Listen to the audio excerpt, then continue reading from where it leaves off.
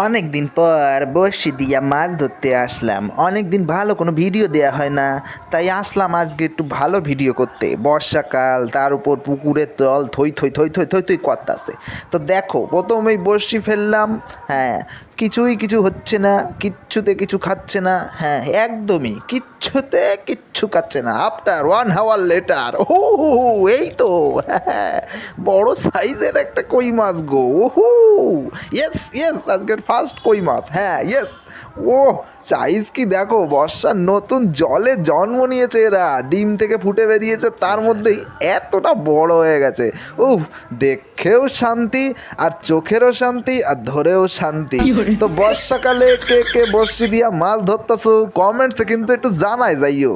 অনেক দিন ভালো ভিডিও আসে না, তার জন্য আমি বুঝতে পারছি যে তোমরা রাগ কইরা আছো। যাই হোক, দেখো কতগুলো মাছ আজকে কিন্তু বেঁধেছে।